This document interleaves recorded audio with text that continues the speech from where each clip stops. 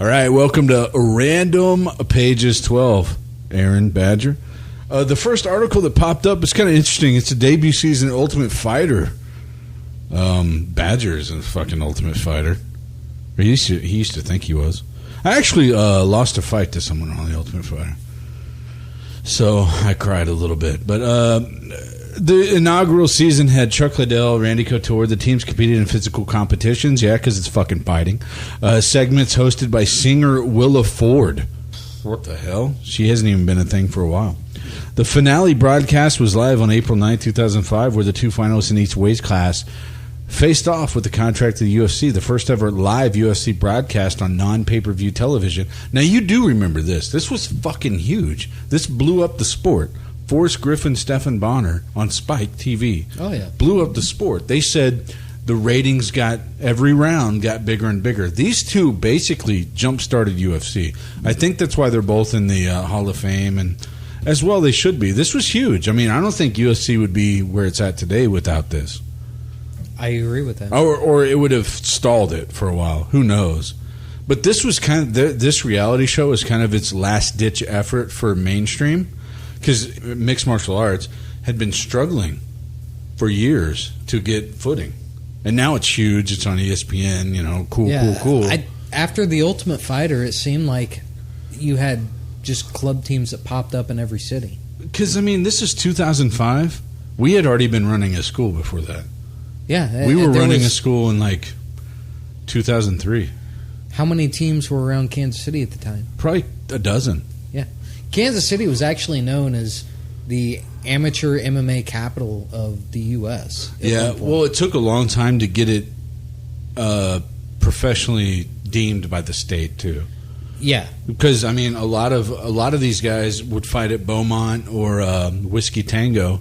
These guys would be 24-0 as amateurs, and they had nowhere to go unless they would have to cross the border. Yeah, there was a bunch of guys in their late 30s that by the time they turned pro, they were badasses. But guess what? You're in your late 30s now. Yeah. So, I mean, we weren't New York, but we weren't quick to legalize it either.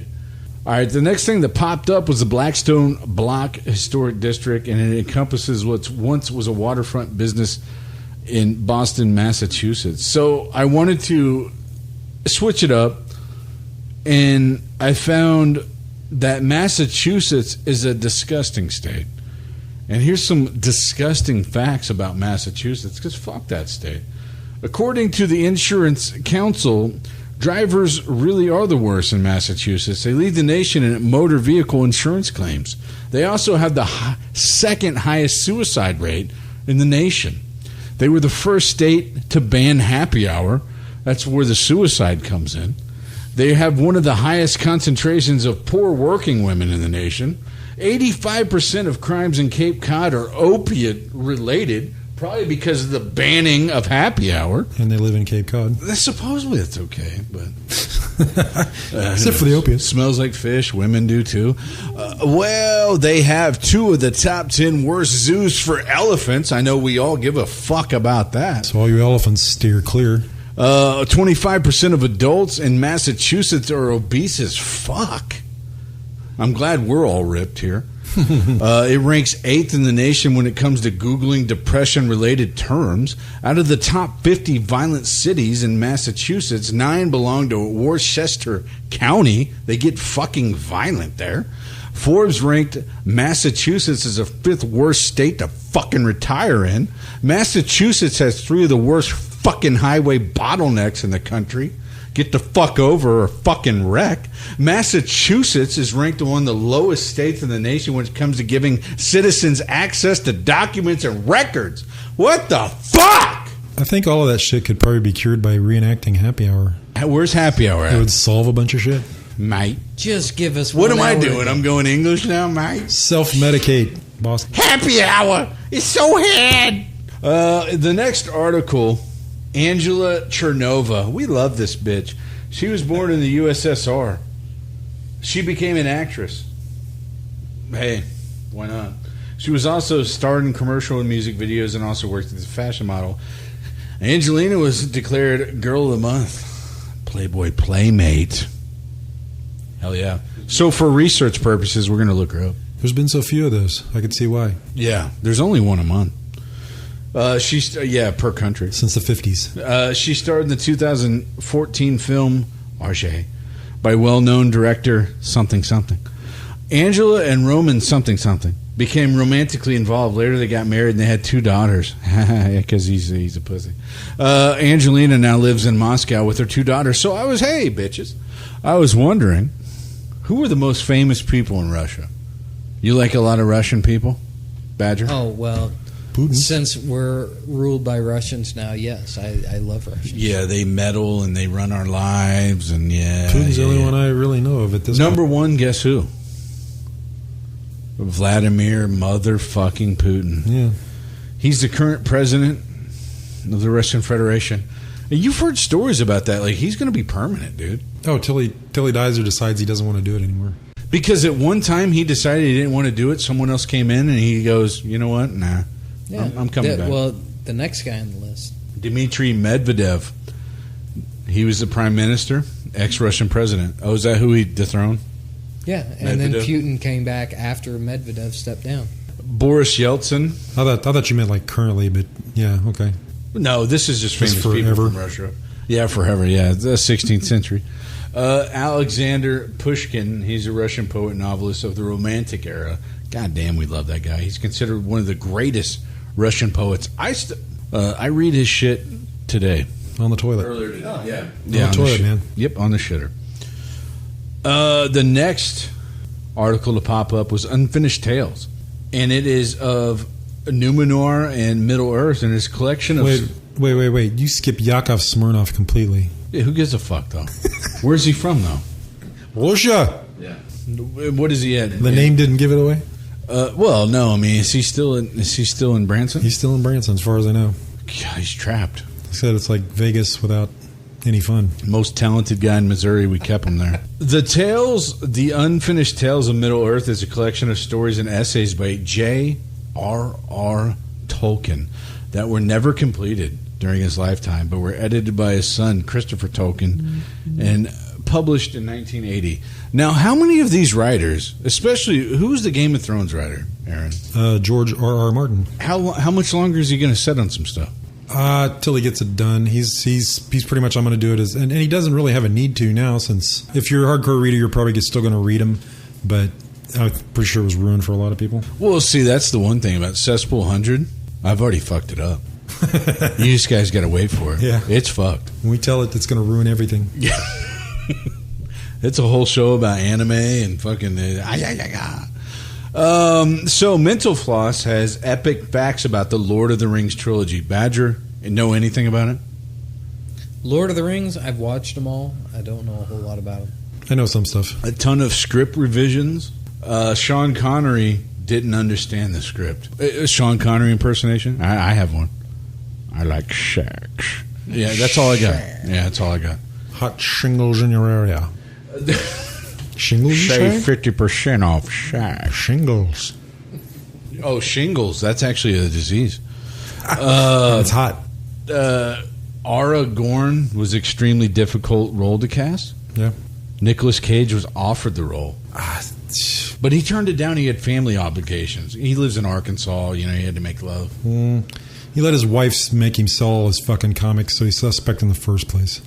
Russell Crowe was a potential backup for Aragorn. What is Russell Crowe even doing? Getting fat.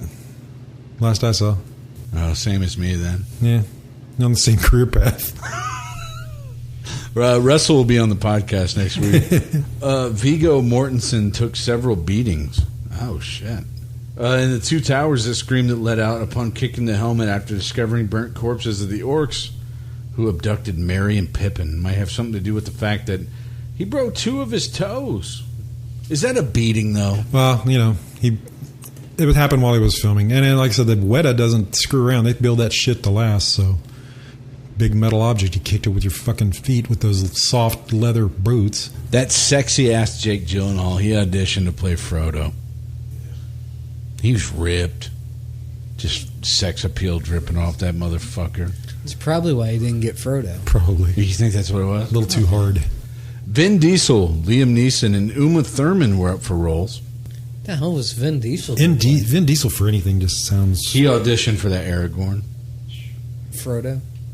Well, whoever Aragorn is, everyone wanted to be the lead. He was going to be the new king of the place. So Ian Holm had played Frodo Baggins years earlier. Christopher Lee wanted to play Gandalf.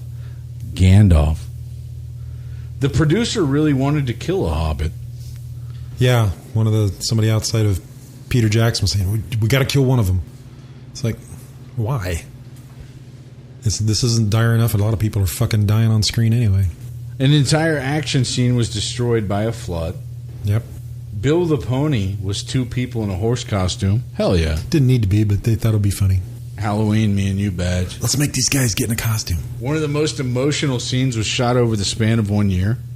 Frodo originally straight out murdered Gollum. Is Gollum the rings guy? That's the best character, right? He's the one who had the ring for a long time, and Bilbo, his uncle, got it from him, and they met up with Frodo on the way back when Frodo was taking it to destroy it. So yeah, Gollum was he's like a unrepentant evil piece of shit. So I think they wanted to have him get his just desserts, but Frodo's hands. But it's like that wasn't the kind of character Frodo was. All right, so the next article is Tommy Spider Kelly. He was a Harlem, New York boxer, and he was a world champion bantamweight fighter between 1890 and 1892. He was the first New York-born champion since the Marquess of Queensberry rules were adopted.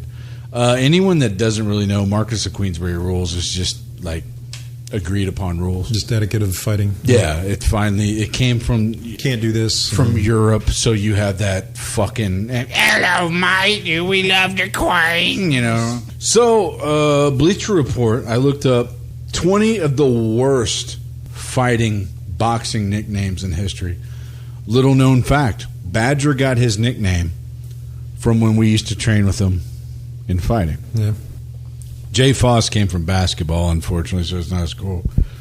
But, yeah, we just nicknamed him the Badger because back in the day... So where'd you say Foss came from? Jay Foss came from basketball because back in the day, a lot of the early basketball players that were pro when I used to play basketball, like T-Mac, Tracy McGrady, then I was Jay Foss, just Jim Foster or whatever. So that's how I got Jay Foss at like age 12. And it just stuck like fucking... It was a weird... Because the way it's spelled, there's an old... Jay Faust, yeah. There's an old movie called Little Faust and Big Halsey. Yeah. I thought, was that where it's from?